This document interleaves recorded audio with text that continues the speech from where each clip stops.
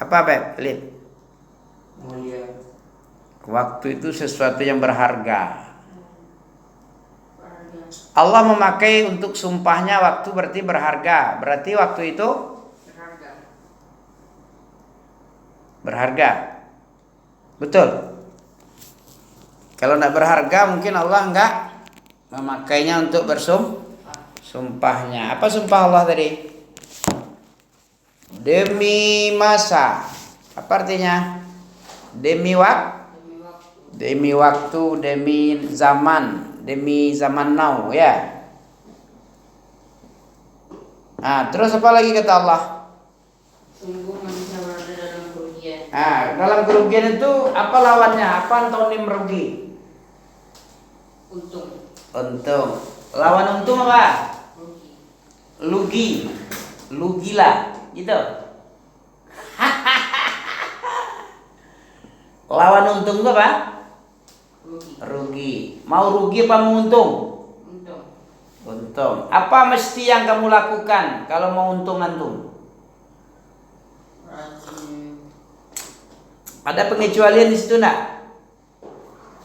Ada orang yang beriman. Nah, udah beriman belum? Ada iman enggak? Nah, satu kecuali orang-orang beriman. Yang kedua apa? Mengerjakan kebaikan serta saling. Enggak ngerti ya, apa tadi? Dan mengerjakan kebaikan serta saling menasihati untuk kebenaran. Mengerjakan kebaikan itu apa itu? Amal soleh. Ada beramal soleh? Beriman udah? Apa itu iman? Beriman. Iya. Apa itu iman? Kalau memang ngaji kita. Iman itu apa? Antum minu billahi wa malaikatihi wa kutubihi wa rusulih. Itu iman. Akhbirni anil iman. Di mana itu? Di hadis Nabi, hadis Umar bin Khattab, hadis Umar. Hadis kedua dalam kitab Rawahul Muslim ya. Bukhari Muslim apa Muslim aja? Yang mana? Hadis kedua itu dari Nawawi. Muslim aja. Muslim aja, bukan Bukhari. Kalau innamal a'malu binniyat baru Bukhari Muslim ya. Ya. Kalau ini Muslim aja. Bukhari nggak ada memuat itu. Insya Allah kayak nggak ada sih. Muslim. Coba kamu pastikan, jangan insya Allah nggak pasti susah itu. Ya. Kita ini ditinggalkan oleh Nabi dalam keadaan apa? Dalam keadaan baydha. Ya, taraktukum fil baydha. Apa artinya? Aku tinggalkan kamu di atas cahayaku putih. Lailuha karena hari sudah sore. Lailuha karena hariha. Itu bahasa Arab itu. Lailuha ya. Malamnya seperti Malamnya seperti siang. Malamnya aja seperti siang. Bagaimana kalau siang? Seperti Lebih terang benderang lagi lah. Malam aja seperti siang. Lailuha karena hariha kata hadis tadi. La yazighu anha illa halik. La yazighu anha di situ tidak ada yang melenceng, tidak ada yang berpaling kecuali dia celaka. Celaka orang yang berpaling dari agama Islam yang dibawa, sunnah Nabi tadi. La yazighu anha illa halik. Tidak ada yang berpaling dari sunnah Nabi, dari sunnah itu kecuali celaka dia. Kenapa celaka? karena dia tidak mengikuti sunnah. Nah, kalau tidak mengikuti sunnah apa? Faman ata'ahu dakhalal jannah wa man asahu dakhalan nar. Masih ingat lagi kan yang kemarin? Innallaha khalaqona. Allah telah menciptakan kita. Wa razaqona. Allah telah memberi rezeki kita. Wa lam yatrukna.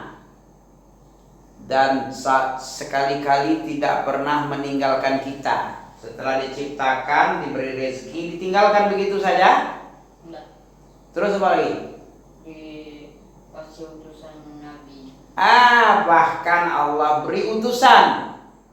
Wallazi arsala rasulahu bil huda. Dialah Allah yang telah mengutus rasulnya bil huda. Apa artinya bil huda? Bil huda. Ya, Masjid Nurul Huda ada sana ya. Apa huda itu? Hudan lil muttaqin. Zalikal kitabul la raiba fihi huda. Apa huda? Huda itu hidayah, petunjuk. Petunjuk arti huda itu. Nurul Huda cahaya Cahaya petunjuk. Petunjuk itu isinya apa? Ilmu yang bermanfaat. Ada di dalam petunjuk itu ilmu yang tidak berguna. Ada ilmu yang tidak berguna. Ilmu yang tidak ada guna ada. Ilmu yang nggak ada guna. Ya. Adalah ilmu tidak berguna apa? Ya ilmu sekolah-sekolah umum itu. Kayak kami dulu belajar matematik. Matematik ada gunanya sedikit. Bahasa Indonesia ada sedikit. Ya kan? Ilmu apa ya? Gak tahu ilmu PMP lah dulu. Kalau sekarang PKN. Pendidikan Moral Pancasila. Sekarang PPKN ya. Apa PPKN artinya? Sebenarnya kita sudah cukup dikasih ilmu oleh Allah, ilmu Al-Quran dan Sunnah. Kalau kita pelajari Al-Quran dan Sunnah, kita tidak akan sesat. Ya, aku tinggalkan kamu dua perkara. Taraktukum amrain. Aku tinggalkan kamu dua perkara. Iza intamasaktum bihima. Apabila kamu berpegang kepada kedua perkara, lan tadillu abadan. Kitabullah wa sunnatu rasulih. Kamu tidak akan sesat selama-lamanya. Kalau kamu berpegang dengan kedua perkara tadi, kamu tidak akan sesat. Masih sesat tidak orang kalau dia berpegang kepada Quran dan Sunnah? Tidak sesat. Kalau dia belajar ini itu segala macam, tapi Al-Quran dan Sunnah tidak sesat tidak dia? Iya. Kalau sudah belajar Al-Quran Sunnah, sesat lagi tidak dia? Walaupun tidak belajar PPKN.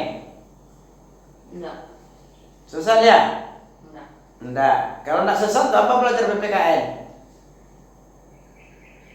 Kita tidak akan sesat lagi. Entah apa lagi belajar itu. Dijamin oleh Nabi pun, aku tinggalkan kamu dua perkara. Kalau kamu berpegang kepada dua perkara ini, kamu tak akan sesat selamanya. Selama-lamanya lan tadilu abadan. Kitabullahi wa sunnatu rasulihi. Kitab Allah dan sunnah Rasul. Jadi tidak perlu kita belajar ini, belajar itu, belajar ini, belajar itu. Matematik ada nggak dalam Quran?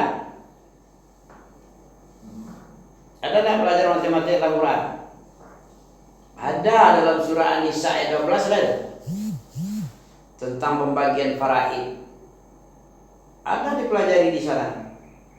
1/3, 1/2, 1/6, ya 2/3, ada semua.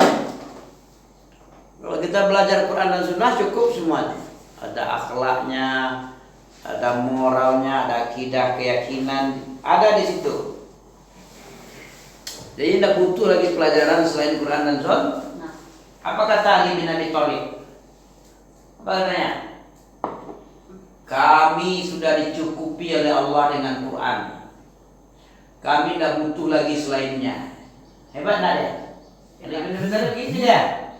Yakin sekali dia dengan Al-Quran dan Sunnahnya. Umar bin Khattab bilang gitu juga. Azzanallahu bil Islam. Azzamallahu bil Islam. Azzamanallah. Azzamana Allahu bil Islam. Allah telah membesarkan kita dengan Islam. Dengan Islam itu 2/3 dunia bisa dikuasai oleh Nabi dan sahabat. Hebat tak? Hebat kali. 2/3. Antum belajar dari pagi sampai pagi lagi ya. Ya enggak? Belum les-lesnya lagi. Udah berapa tahun? Nabi cuma 23 tahun cuma. 2/3 dunia dikuasai. Hebat tak Islam ini? Hebat kali. Orang-orang musuh-musuh Allah, musuh-musuh Islam itu bukan tunduk kepada kaki prajurit mujahidin, tapi kepada apa dia tunduk? Kafir-kafir banyak, Romawi, Persia. Kepada apa dia tunduk? Berhala. Kepada kaki kudanya mujahidin. Ketika dia dikalahkan oleh mujahidin muslimin, ya, pasukan-pasukan mujahidin muslim kalah semua. Tidak cuman kepada prajurit Islam dia tunduk, tapi kepada kaki kudanya juga tunduk. Contohnya siapa ya?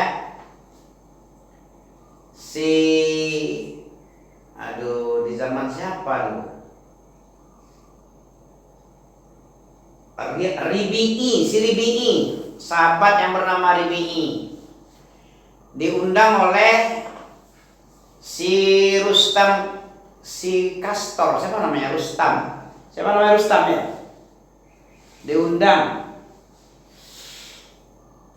pasukan Romawi kalau nggak salah. Waktu dia Persia ya. Diundang dia. Kenapa kok Muslim ini walaupun nabinya sudah meninggal, kok tetap bersemangat terus perangnya? Apa rahasianya? Diundanglah pasukan ini tadi. Sini, panggil dia. Kata panglimanya, kata raja kepada panglima. Panglima memanggil juga, sama-sama memanggil.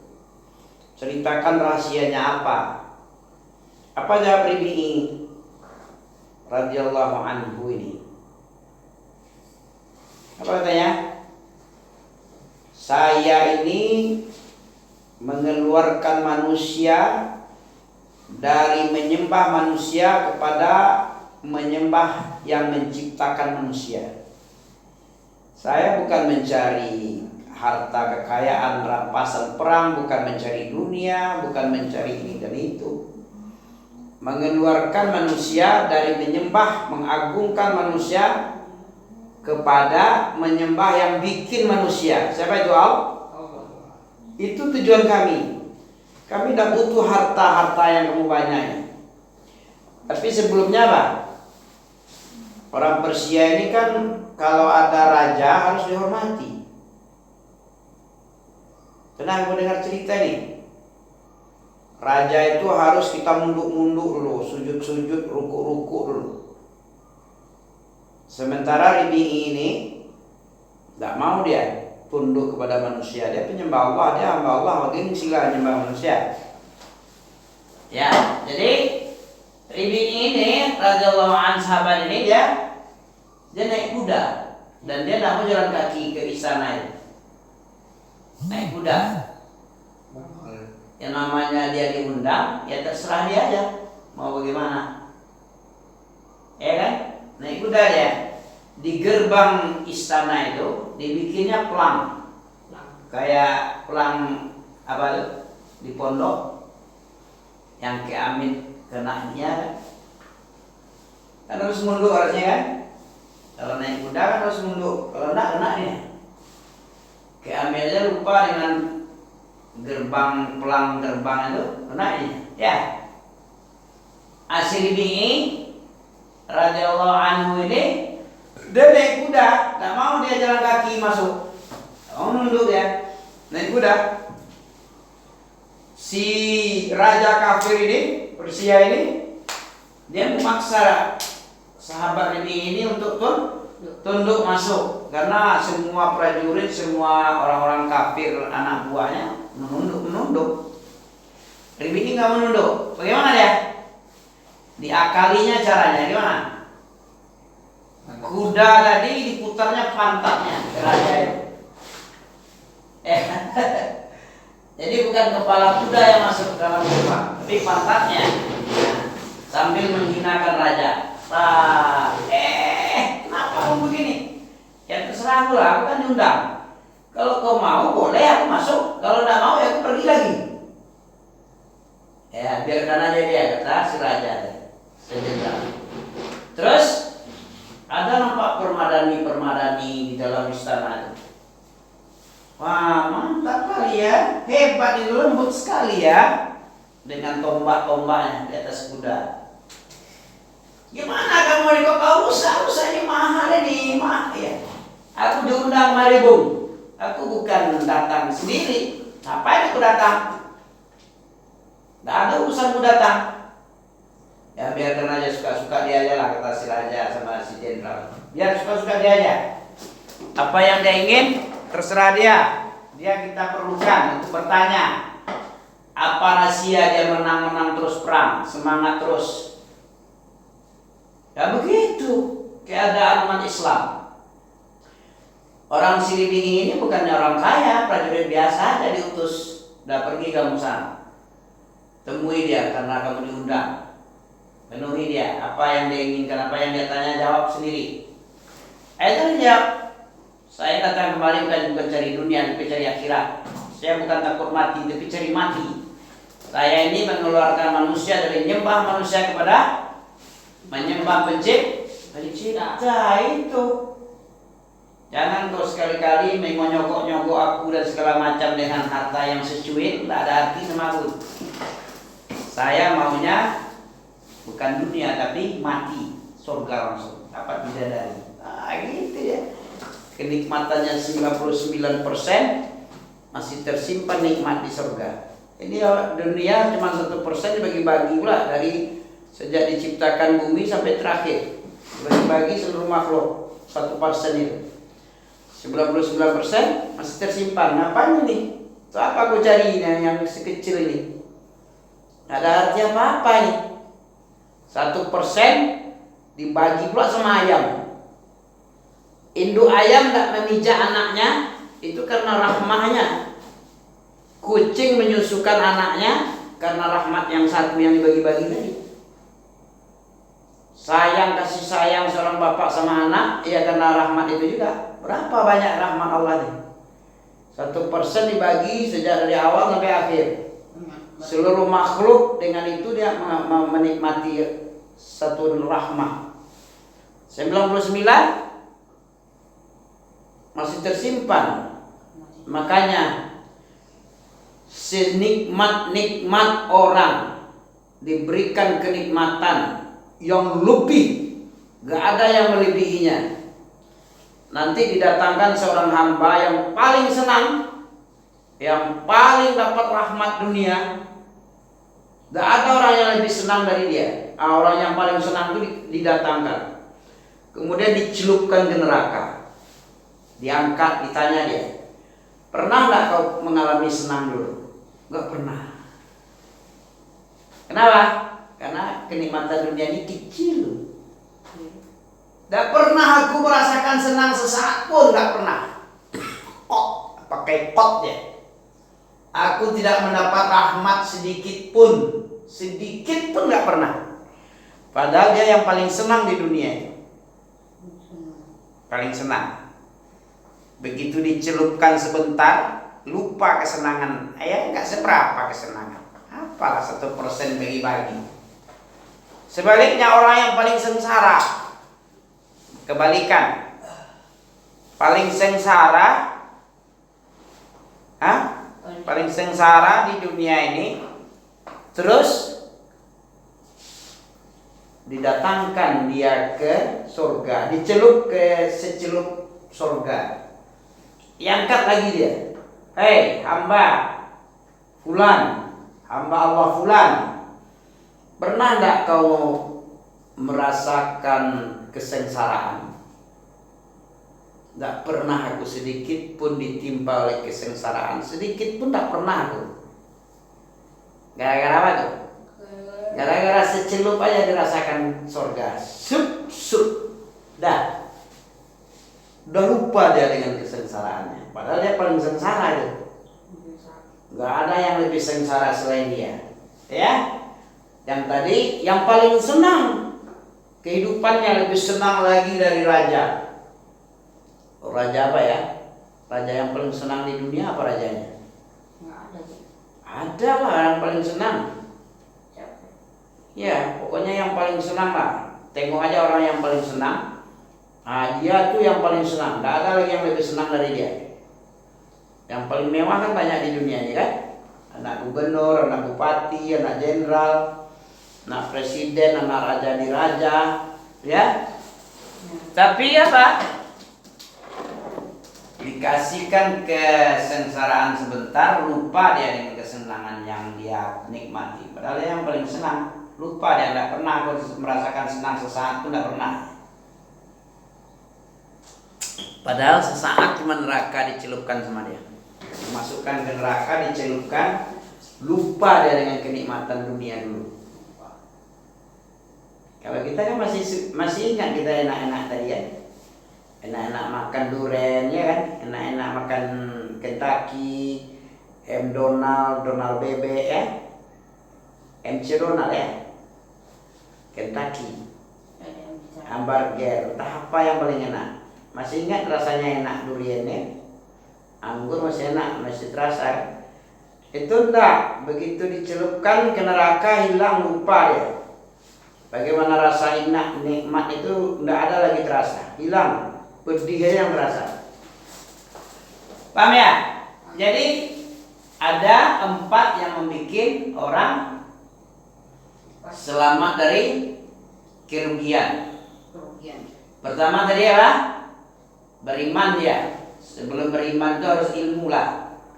Tidak mungkin orang tidak berilmu bisa beriman. Orang gila mungkin. Setelah itu amal soleh, amal baik. Kemudian saling menasihati, berdakwah ini menasihati, ini dakwah ini menasihati orang nih. Menasihati dalam kebenaran. Kemudian dengan cara sabar, ngajarnya harus sabar. Ada orang ngantuk-ngantuk diajar, malas-malas ngajar dia, belajar. Kita harus sabar.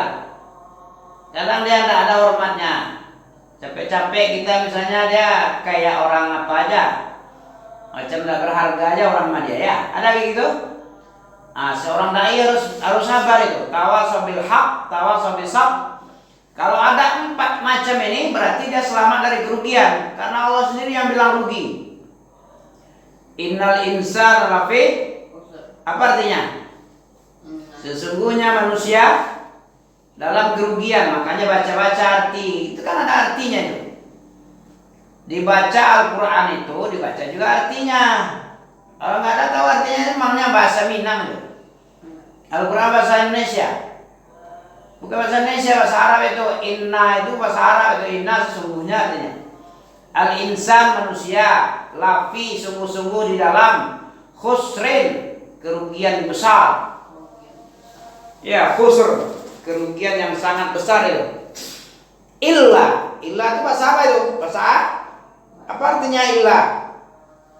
Illa itu kecuali, dikecualikan oleh Allah.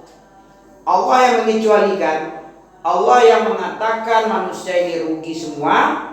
Allah juga yang mengecualikan yang tidak rugi siapa? Yang 4. Yang tadi, apa komennya Imam Syafi'i rahimahullah tentang ayat Al-Asr ini? Surah Al-Asr. Apa kata Imam Syafi'i? Laula unzila ala khalqi unzila laula anzalallah. Kalau sekiranya Allah tidak menurunkan hujjah, apa Al-Qurannya hujjatan lak wa alaik, ya. Al-Quran itu hujjah bagimu dan menghujat kamu nanti kalau kamu tidak beramal dengannya. hujjatun laka wa alaika. Kalau sekiranya Allah tidak menurunkan Al-Quran yang berupa hujjah itu, yang isinya hujjah itu pegangan begitu, ya, sultan, ya. Kalau sekiranya Allah tidak menurunkan Al-Quran kecuali satu surat itu aja, saking hebatnya surat Al-Asr ini, satu itu saja sudah cukup. Kata Imam Syafi'i, sudah cukup Allah turunkan surat itu untuk hujah bagi manusia, bagi kita. Satu surat aja cukup. Bukan berarti itu saja, enggak. Tapi sudah cukup dari Yang lain. sudah cukup bagi manusia sebagai hujah selamat dari Api neraka. selamat dari kerugian, masuk api neraka, ya.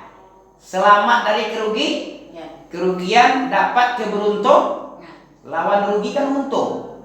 Kalau sudah tidak rugi apa namanya? untung. Sudah cukup untung. Untung yang paling besar masuk surga. Selamat tak dari kerugian kalau sudah masuk surga? Selamat. Selamat. Nah, itu kata Imam Syafi'i. Kalau sekiranya Allah tidak menurunkan hujah bagi manusia ini, bagi makhluknya manusia, kecuali cuma surat Al-Asr, ya, lakafathu laula anzalallahu ala khalqihi illa hadhihi surah lakafathum. Kalau sekiranya Allah tidak menurunkan hujjah bagi manusia kecuali satu surat saja, Al-Quran itu hujjatun lak wa alaik, hujjah bagimu dan menghujat kamu nanti di akhirat. Kecuali cuma satu sudah cukup untukmu, sudah cukup bagi manusia banyak ini. Ya, demikian. Jadi orang yang tidak rugi 4 ya. Dan keutamaan surat Al-Asr ini, keutamaannya sudah cukup bagi kita untuk selamat dari kerugian dan mendapatkan keberuntungan. Ya, cukup. Subhanakallah bihamdika asyhadu an la ilaha illa anta astaghfiruka wa atubu ilaika. Wassalamualaikum warahmatullahi wabarakatuh.